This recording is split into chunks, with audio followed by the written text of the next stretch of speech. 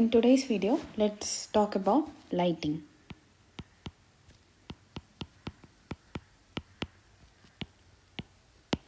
Okay, so firstly, light is expressed in terms of wavelength.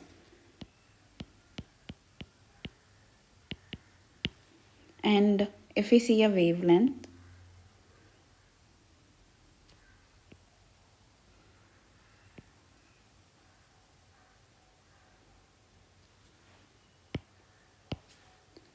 the above part is called crust and the below is trough. And this forms your wavelength. And wavelength is usually represented as lambda.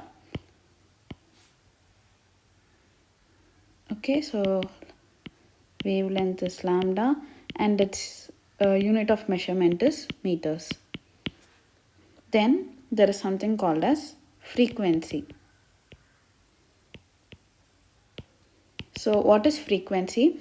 Frequency is the number of waves that pass through a point in a given amount of time. So it is the number of waves that pass through a point in a given amount of time is your frequency, and it is represented as F and its unit of measurement is hertz. Okay, and F can be written as the speed of light by the wavelength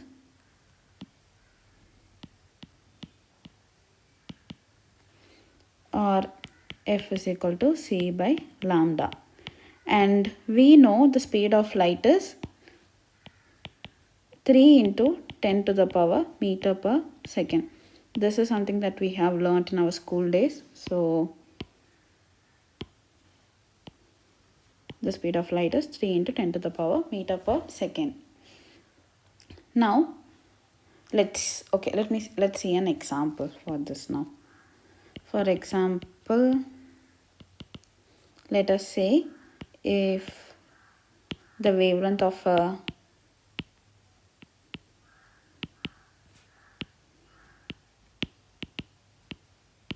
light is 5.6 into 10 to the power minus 7 meter, then what is the frequency?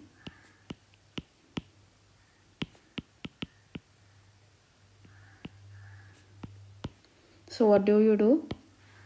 You just put F is equal to C by lambda, which is 3 into 10 to the power 8 by 5.6 into 10 to the power minus 7. And you'll get some value. So you'll get around 3.535 hertz. Okay, so this is I just gave an example to see how to find the frequency of a given wavelength. Now let's talk about visible spectrum.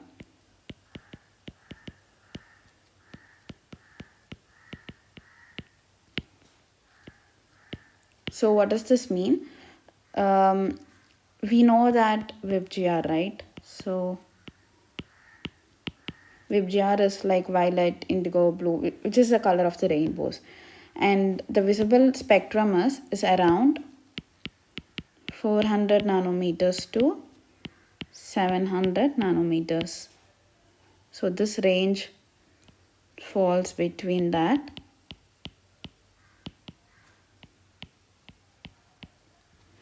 And above here you call it as infrared waves, and here you call it as ultraviolet, which are not visible to our eyes. Okay, so this is our visible spectrum, and if you put it to a, let's say like a graph,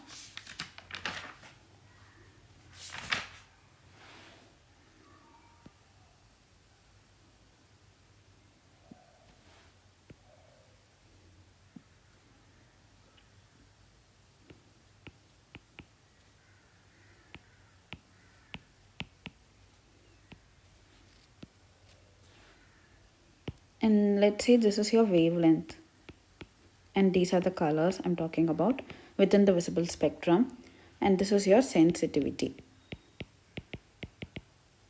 of eye. So our eye is mostly sensitive to the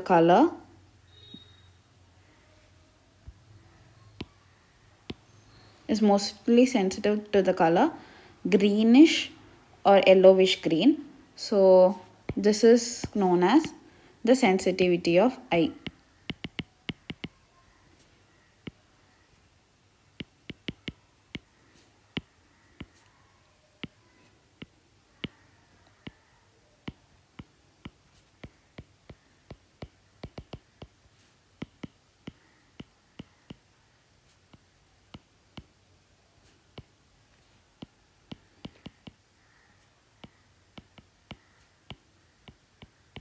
That is why our school buses are painted in yellow, because it's more sensitive to eye. So that is the reason school buses are painted in yellow, and that's known as the sensitivity of eye. Now let us talk about some general properties of light.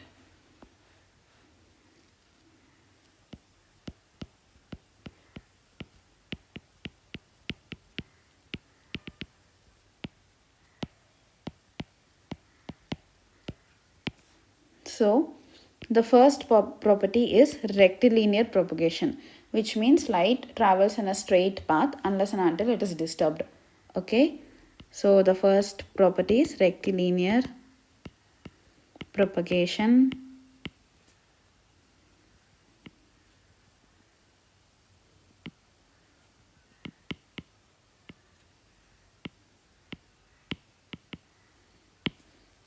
And then you have reflection and refraction. All these are some general properties of light. We'll talk about reflection and diffraction in detail. Now let us see the types of light transmission or reflection. So if a light travels from one surface to the other, like it passes through it, you call it as transmission. Say for example, through a glass, your light passes through it. So that is your transmission. And when your light is reflected back, you call it reflection. This is known as your angle of incidence, and this is known as your angle of reflectance or reflection. Now when okay, this is refraction, and I'll explain it now. So refraction is when the light bends its path when it moves from one medium to another. Okay, here you can see this is the path of light, but it bends as it goes from one medium to another. Now let's consider two situations.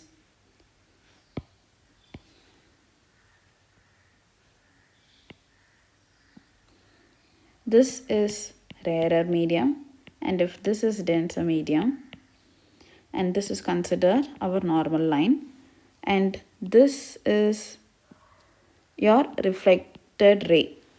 This is your incident ray. Then if light ray passes from rarer medium to denser medium, it will bend towards the normal line. Okay, so it will bend towards the normal line. If it is vice versa, say if it is going from the denser medium to the rarer medium. So let's say this is your normal line again, and this we know is denser, and this is rarer. Then this light will move away from the normal line. Okay, so this is refraction. Refraction is the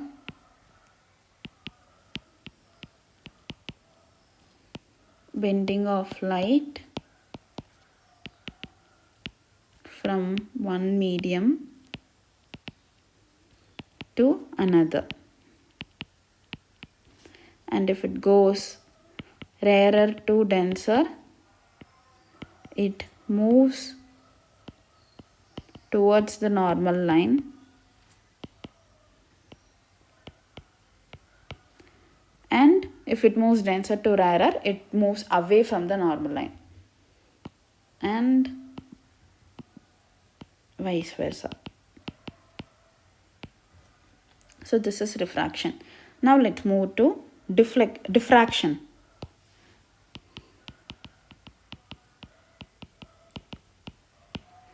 So diffraction is the spreading of light waves when it passes through an aperture or around an object. Okay, so you can see there is a small opening or a small aperture here, and when light wave passes through it, it spreads. So that is known as diffraction.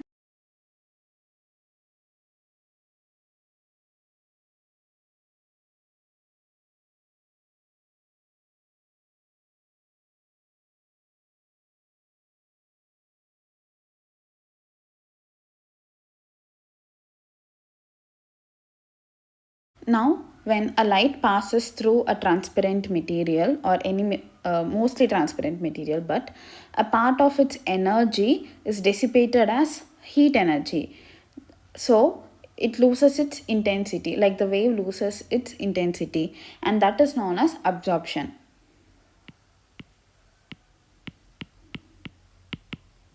So absorption is when a light wave passes through a transparent material, a part of its energy is dissipated as heat energy.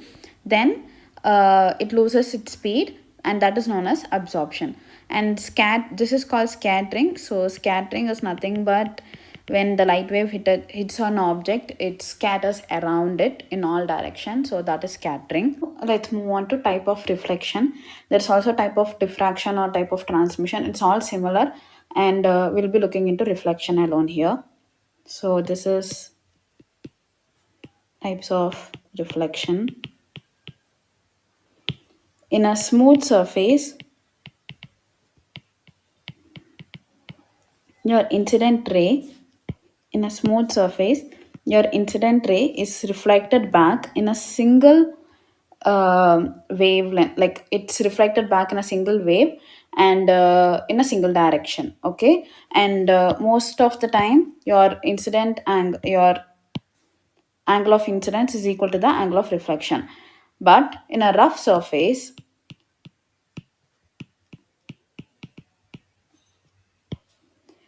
your angle of incidence, this is if the way your light rays incidented, it will be reflected back in almost all direction because of the rough surface. Okay, so it's basically scatters after hitting the rough surface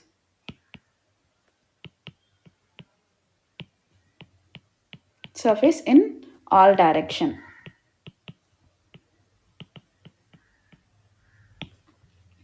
And in a glossy surface, so glossy surface can be, called as the combination of both the reflected and both the rough and the smooth surface. So your light, when it's incidented, it does get reflected only towards in one direction, but in multiple waves. Okay, so here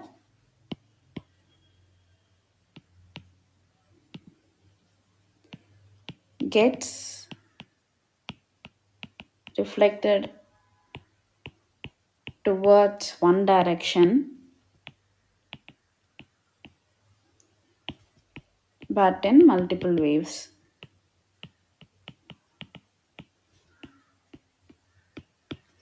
Okay, these are the types of reflection, and you can say the same for transmission or refraction. So let's say this is a glossy surface, and this is your incident ray, and you'll get transmitted into multiple mini wavelength but in same direction. So these are your types of reflection. Then let's move on to something called as the color of light. When two colors add up to form white light, they are called as complementary colors. So not just two colors, but mostly there are two colors that add up to form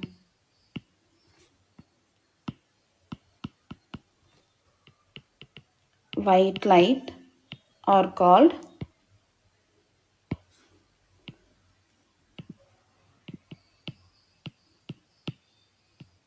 complementary colors, and this usually happens in your additive system.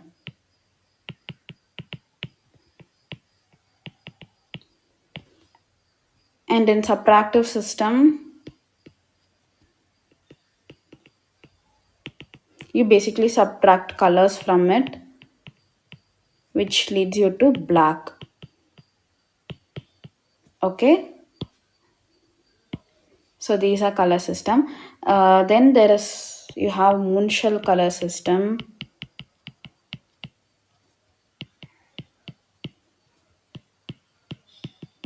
which was founded by Munshell, and he has basically three components in it. So you have hue, value, and chroma. So hue is your basic color. Hue is your basic color. Then you have value. Value is the lightness. Okay, like your tint or shade, that is your value. And you have chroma. Chroma can be called as your saturation or brilliance or even purity of the color and even the intensity. So all these are your chroma, and in Munshell system you have five basic color, which is your five basic hue, and they are red, green, yellow, blue,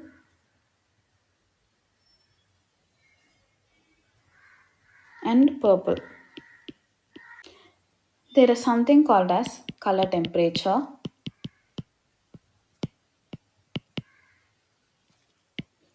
and it's measured in Kelvin. So this basically tells you how warm or cold a color is. Okay, so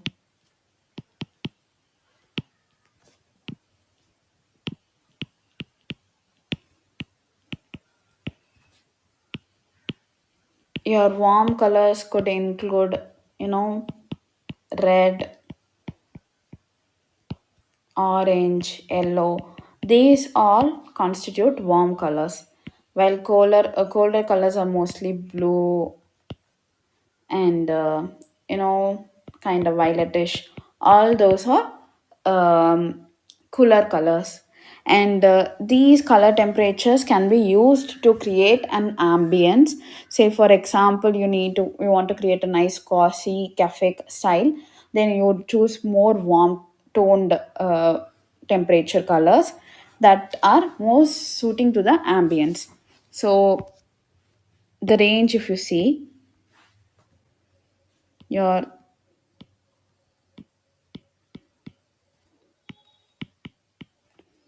warm color temperature are within the range 2700 Kelvin to 3000 Kelvin. Neutral color temperature are 3500 Kelvin to 4100 Kelvin, and the cool color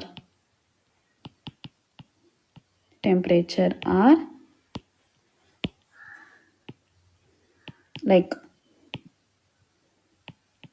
5000 to 6500 Kelvin. So K is not 1000, K is Kelvin here. So remember that these are the temperature, color temperature. You need not, by heart the temperature range for each.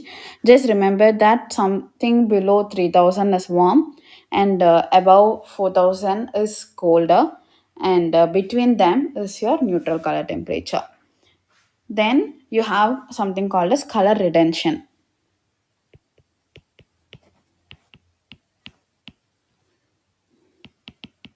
Color rendition, not retention, called color rendition.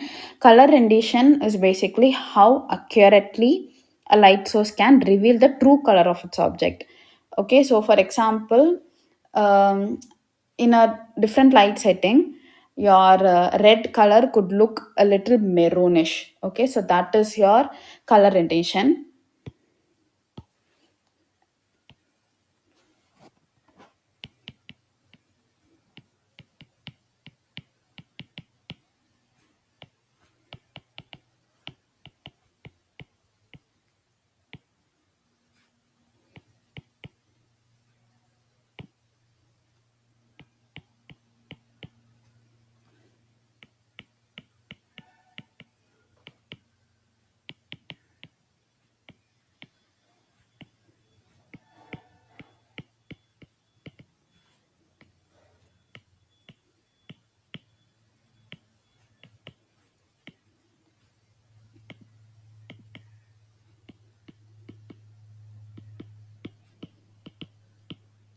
So color rendition plays a very important role in lighting more than the color temperature, because this brings the actual color of an object. So and they are measured as color rendition index.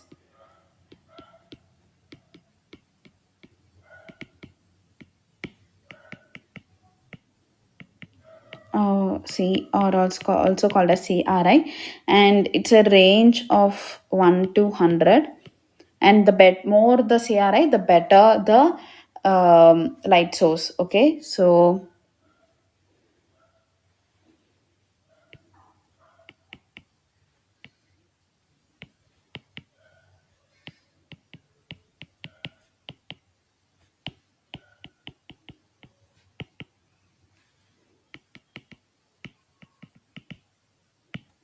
when you select the light or lamps for your building or your design, people mostly take into consideration of the CRI mostly. Other parameters are also considered, like your efficacy or your color temperature. All these are also compared, but the most important thing that you consider is your CRI value. Okay, and any value like a CRI value of 80 or above is considered good for your indoor residential whatever activities that you're doing. So mostly it has to be 80 or above, good. Okay, let's talk about shadow.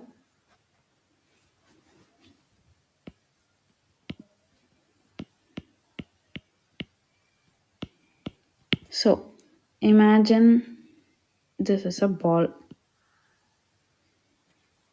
and you have a light source here and you have a screen here to capture the shadow.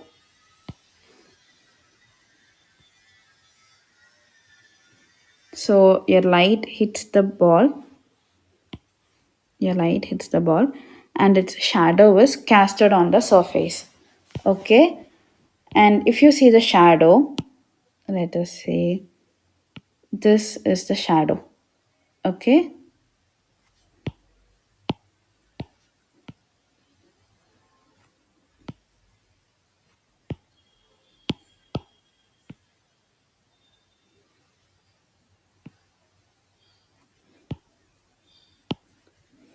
now in the shadow, you'll have a darker part at the center.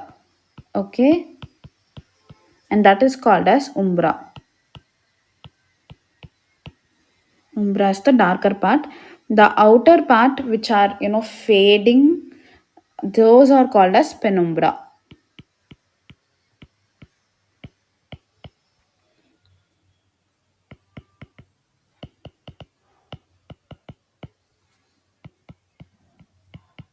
So these are your shadow parts. Then let's move on to our photometric values.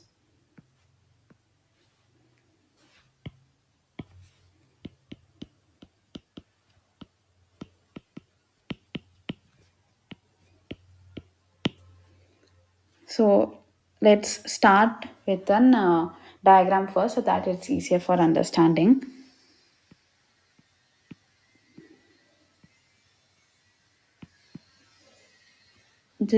Imagine this is your light and this is your surface.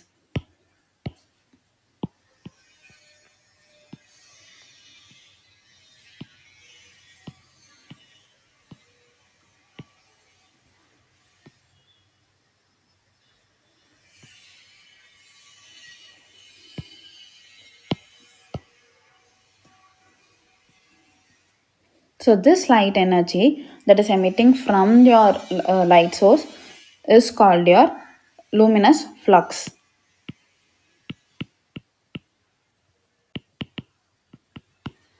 Okay, and the angle at which they travel, like the angle at which the light is, hitting the object or hitting the surface, that is your luminous intensity.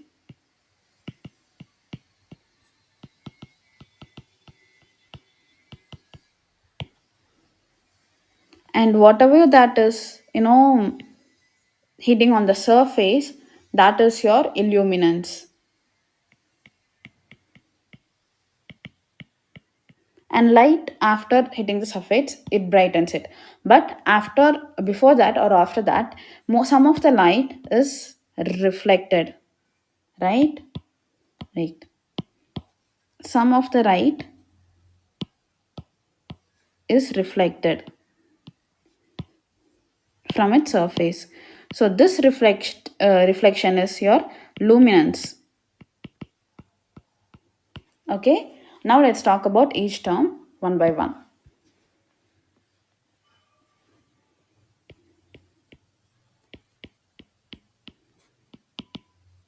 Luminous flux. Luminous flux is the light emitting per second. So whatever that light is emitting from your source, that is your luminous flux, and its SI unit is lumens.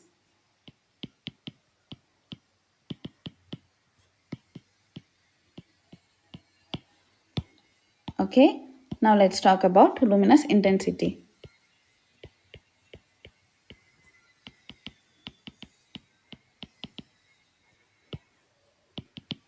So luminous intensity is the measure of light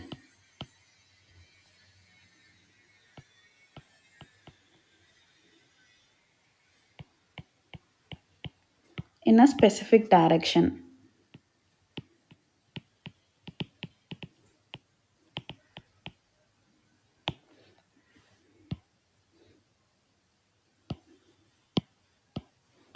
And its SI unit, okay, before SI unit, luminous flux can be, it's represented as F. Luminous intensity is represented as I. So I is equal to F by omega. I'll talk what is omega now. So omega is measured in, it's your solid angle, and it's measured in steradians.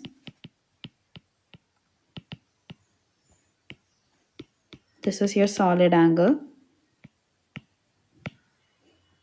So this solid angle is basically a 3D angle from which a light source is, so your light source is usually a sphere, right? And it's this solid angle is like 3D angle that is formed out of that light source, out of that sphere. And it's usually considered as 4 pi. So how you'll get the solid angle basically is you'll do it as area by r square, your radius, and we know the sphere area is 4 pi r square by r square, so you'll get 4 pi. So usually you'll take your solid angle as 4 pi. Now coming back to our intensity formula, I is equal to F by steradians. We know F is lumens per steradians, or you can write this as candela. So the SI unit of luminous intensity is candela or lumens per steradians. And steradians is your solid angle, and for a sphere it is 4 pi. How this 4 pi arrives? It is area by r square. Your r square gets cancelled, so you'll get 4 pi. Now, let us move on to our next term, which is illuminance. Illuminance are also known as illumination,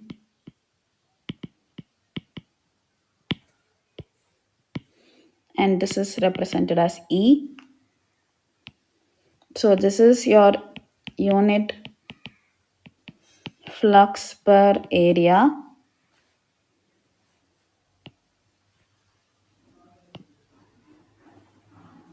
So you write E is equal to F by A, which is area. So you can write it as lumens per meter square, or this is also known as lux. So the unit angle of illuminance or illumination is lux or lumens per meter square. Now there is also another formula for illuminance. So okay, so this formula, wait,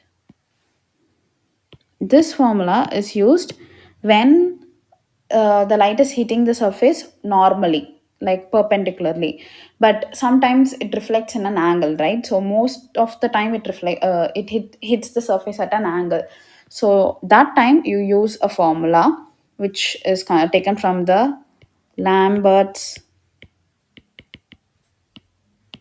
cosine law, or it's also known as inverse square law.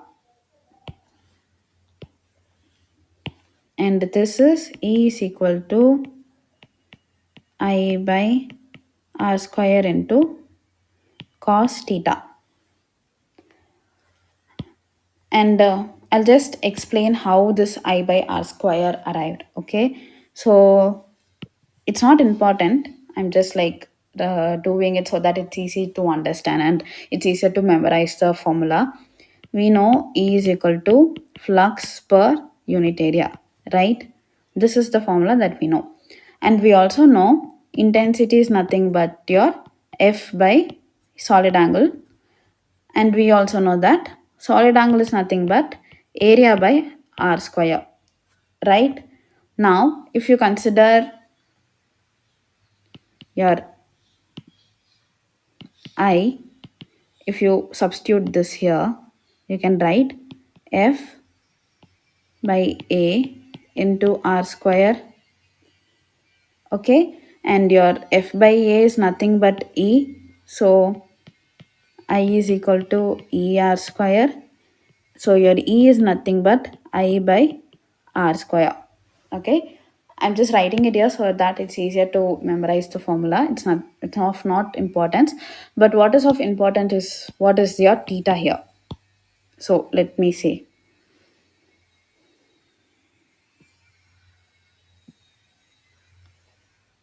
This is your light source, this is the surface, and this is your incident angle. Then this theta does not represent your angle between the incident ray and the surface. It is not this. Instead, it represents the angle between the incident ray and the normal.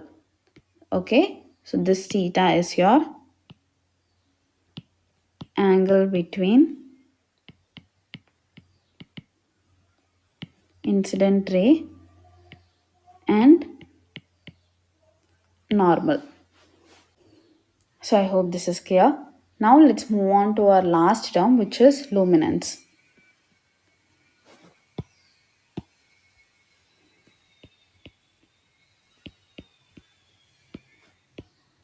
Luminance is represented as L, and this is nothing but the light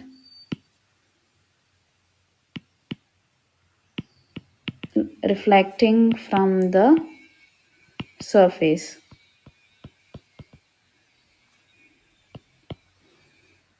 and it's basically the light intensity that is reflected from the surface.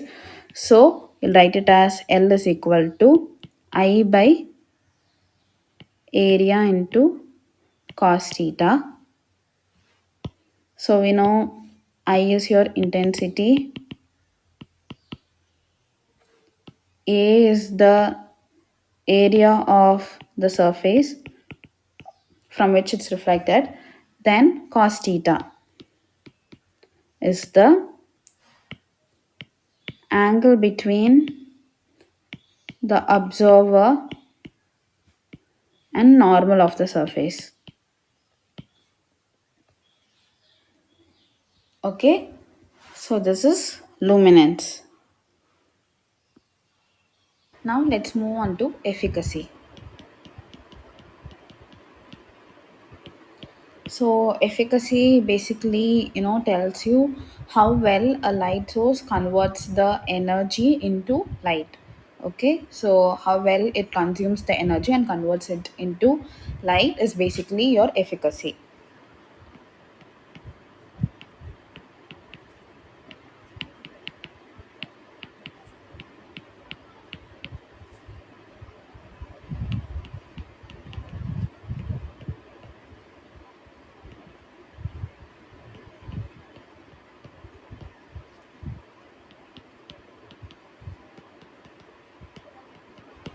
And its formulas right there in your definition. So efficacy can be written as your flux upon power, and its unit is nothing but lumens per watt. So this is your efficacy. Now what is efficiency?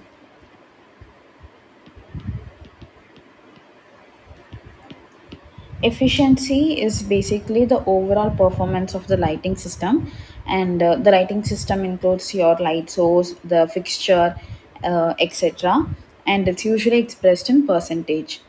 So this is basically the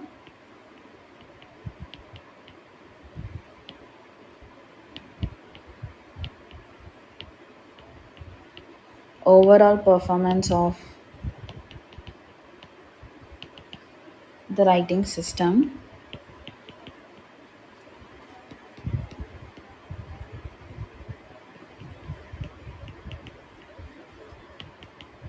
including the light source,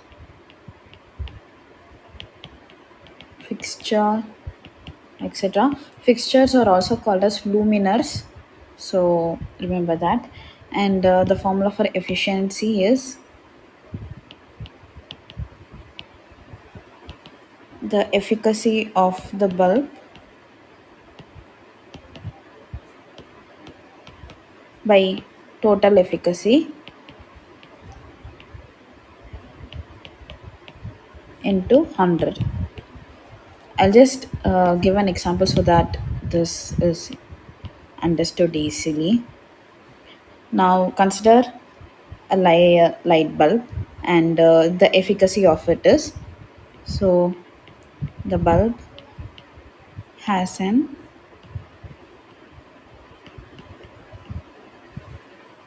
efficacy of, let's say, 100 lumens per watt, and the maximum efficacy is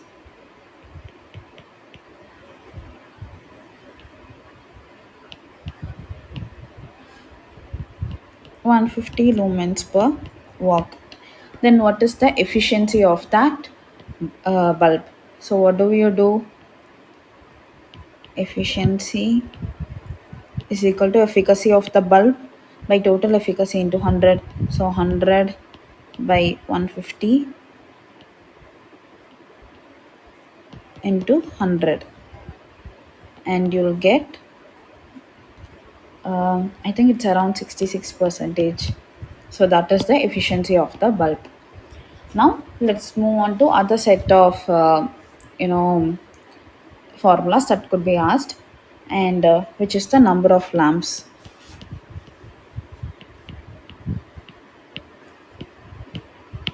So how do you find the number of lamps?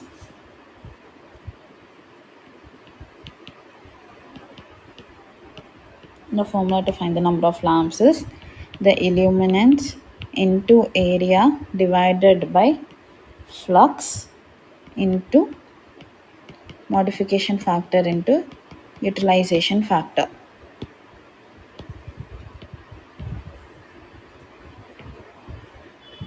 Okay, where E is your illuminance, A is the area, F is the flux of one lamp or one bulb, and MF is modification factor. Like in case of defects or repair of the bulb, those are your modification factor, and utilization factor is UF. So utilization factor is like, how well the light is distributed in within that room, or how well it is reflected back. Those all are your utilization factor. And if this is not mentioned in your question, like the value for these two are not mentioned, then you consider it to be 1. And it basically varies from 0 to 1, but if it's not given in the question, we consider it to be 1. And there is also depreciation factor.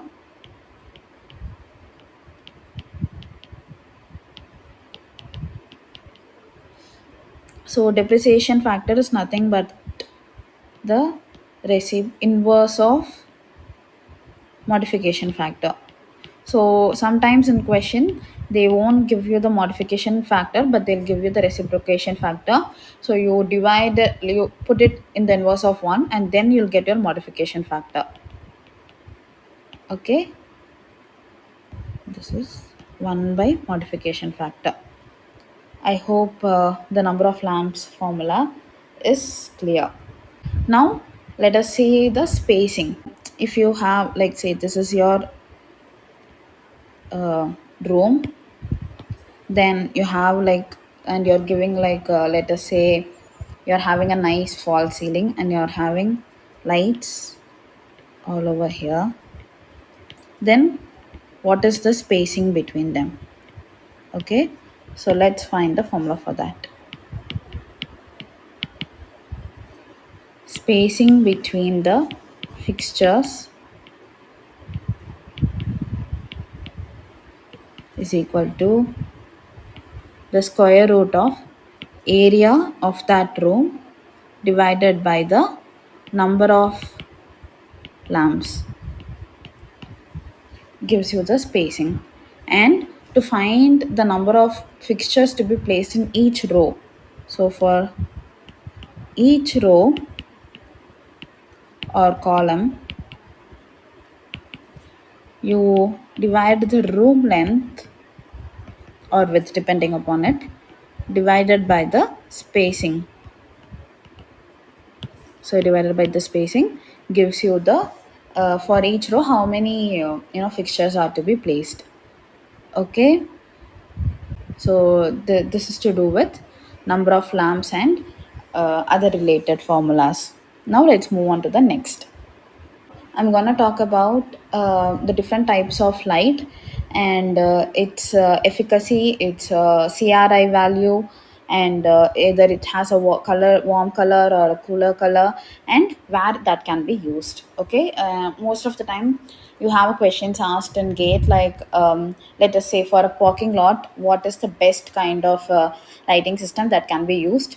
So they have questions that are asked this way, and this tabulation that which I'm going to draw would be useful for that. So let's go for with each lamp. Incandescent lamp has a low efficacy, around 10 to 15, but it has the best CRI, so it has 100 CRI, and it's a warm temperature color. So I'm not going to mention the Kelvin value for it, I'm just going to write it's either warm or cold. So it's warm, and it's best used in row homes like residentials, interiors,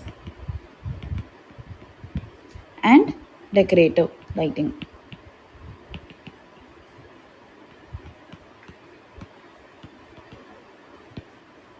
Then we have halogen. Halogen also does not have a great efficacy. It has around 15 to 25.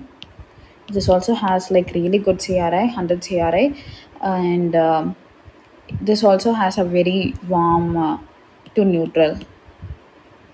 Warm to neutral. So I'm gonna just write warm to neutral range color, and this is used in a lot of display lighting.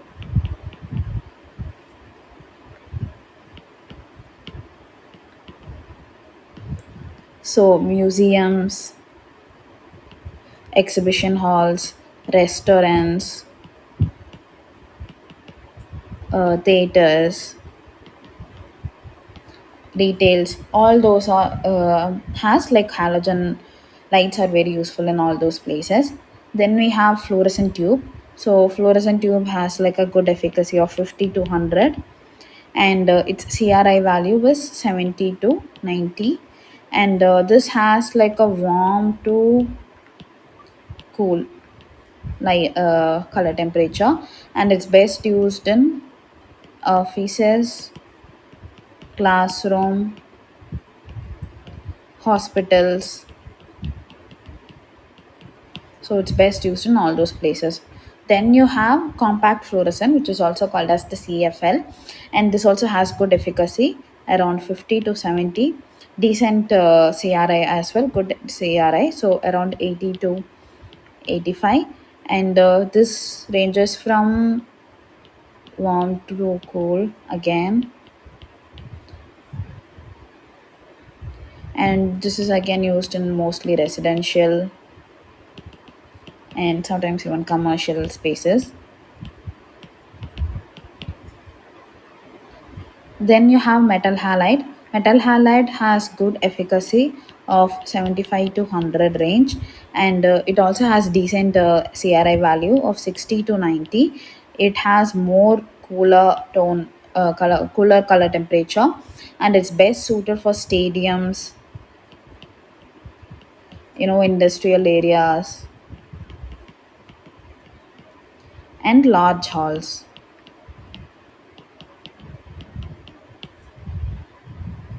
Then you have high pressure mercury.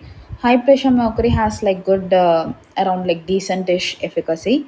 So you have around 35 to 65, and it has moderate level CRI only, so 40 to 60, and this also has like warm, not warm, neutral to cool. So this has neutral to cool, and you can say this has like a more bluish white color to it, and it's mostly used in industrial and street lighting.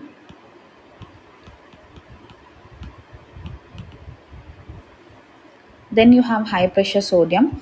High pressure sodium has like really great efficacy, so it has around 90 to 150 efficacy, and like over okay-ish CRI, so 60 to 20 to 60 range, and this has a warm color, and warm, by warm I mean it has like an yellow color to it, and this is mostly used in parking lots,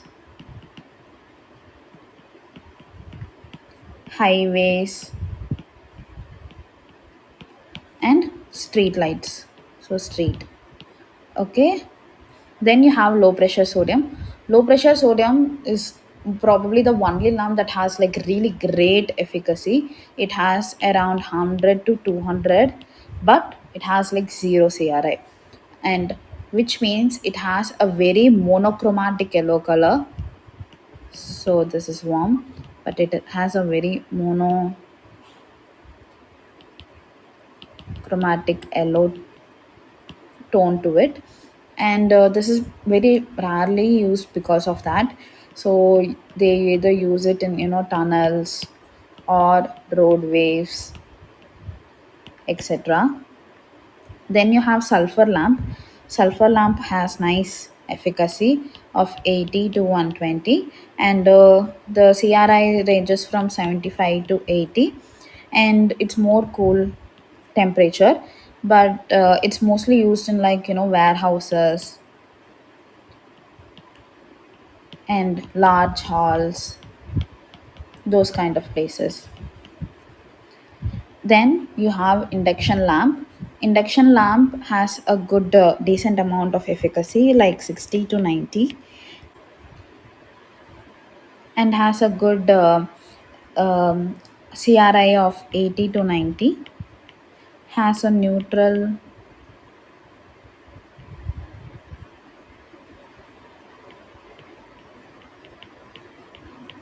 to cool temperature, and it's used in street lighting and industrial. Then you have LED, which is called as light emitting diode. This also has like really great efficacy, like 80 to 150 plus, and really great CRI as well, so 80 to 95. And this also ranges from neutral to cool, sometimes even like slightly warm to cool also. And this is used for all modern purposes, and that includes your residential, even in your classrooms, even in offices, a lot of interior spaces, your emergency exit signs, the architectural lighting in your facade, everything, almost all is used by LEDs, so all modern purposes. So this is the tabular column, and these are the type of lighting and where they can be used. Just remember the range for efficacy and CRI. It's not necessary to by heart them the exact value, just remember the range. Like, let's say like high pressure sodium lamp has great efficacy but like average or moderate CRI, and which means it has a better life and average CRI, so it's used in parking lots. So most of the times they've asked questions regarding parking lots or classrooms or offices, so just look into those questions a lot more. And as I stated earlier, people consider people consider the CRI value a lot more important than the efficacy, because efficacy means, yes, it is like it has a good efficiency. It means like it consumes less electricity but gives out the same brightness as a higher power consuming light. But that does not necessarily mean that it brightens the object in the same way, because sometimes it changes the color of an object, and sometimes it turns from an actual red to like make it maroonish, or from a blue to green bluish. So CRI plays a lot more value, and that's why they consider CRI value a lot. And as you can see in LED lighting, both the CRI and the efficacy is in a nice range. So that is why it's used in a lot of modern purposes. Now, let's move on to the next. So basically, there are three types of lighting: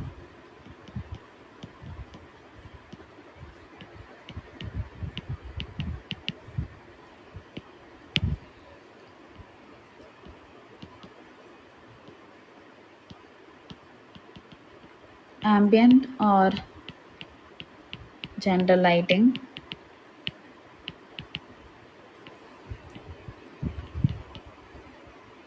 task lighting, and accent. Ambient or general lighting is your ambient lighting is your general lighting, like you lighting up your your rooms or your classrooms, all those are your general lighting. And task lighting is when you specifically provide a light for a specific task, like for writing, sewing, or reading. So you need light specifically for them, right? Like maybe you have like a table lamp on your desk for reading, so that is your task lighting. You have like a let us say a task for or a purpose for that light. and that is your task lighting. Then you have accent lighting. Accent lighting is basically when you accentuate things in your building, or like maybe it's a painting in a museum and you accentuate it. So those are your accent lighting. So this includes a lot of, like, spotlights and track lighting. All those are used in your accent lighting. So this is basically spotlighting, spotlights, track lights, or general room lighting. And there are different types of lighting fixtures. I'm sure everyone knows about that. And what is glare? So we have glare, and glare is nothing but the excessive brightness from a direct light source that you get, and which makes it difficult for you to see. So that is your glare. This is your basically your excessive brightness,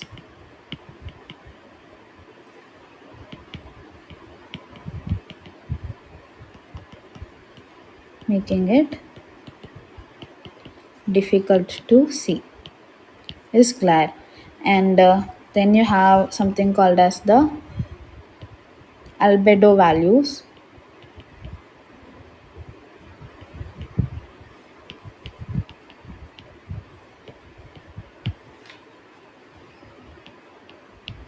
So albedo is basically the whiteness, which is the to extent to which an object reflects the light. Okay, so extent to which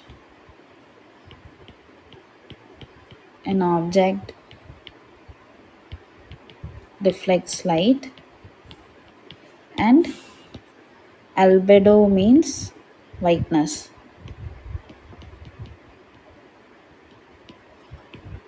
Oh, the spelling is wrong. So albedo means whiteness, and it's basically the extent to which an object reflects white, and it has range to 0 to 1. If an object is very, the value is near 0, then it's usually dark, and if it's near 1, it's very bright. So it has a lot of whiteness to it. Okay, so this is albedo. Then let's move on to our next, which is daylighting factor. Imagine this is your room, and you have a desk. Okay, and you're standing and you're doing some work. And let us say this is your neighboring building. It's either your neighboring building or a compound or whatever, something that is next to your wall, sorry, next to your house or room. And this is your window. Now let us consider a situation. Let us say this is your sun. You'll have light that is directly entering,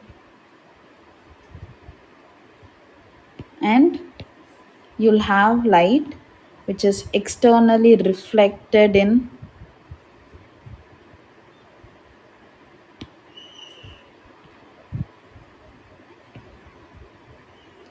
and sometimes you'll also have light which is internally reflected in, right? So all these three added up together gives you your daylight factor. Okay, so the daylight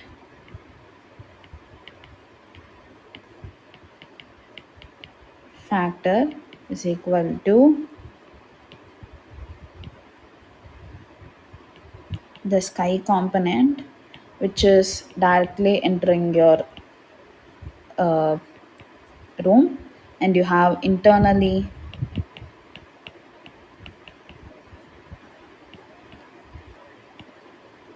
reflected component,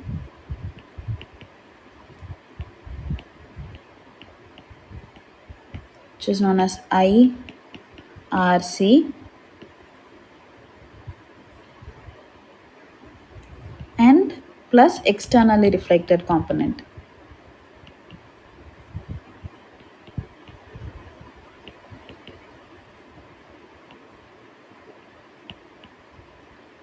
which is ERC.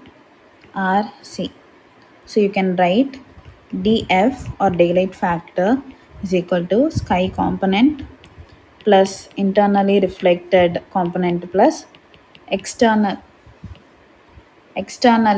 reflected component. And DF can also be written as, this is one way of writing it. The other way is, it is the ratio of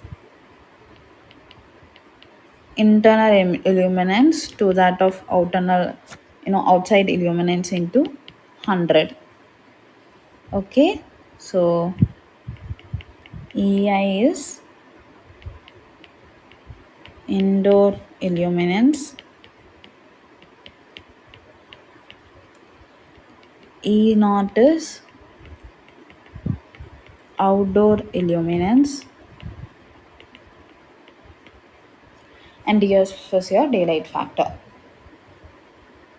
And sometimes E0, that is your outdoor illuminance, is also called as your design sky illuminance.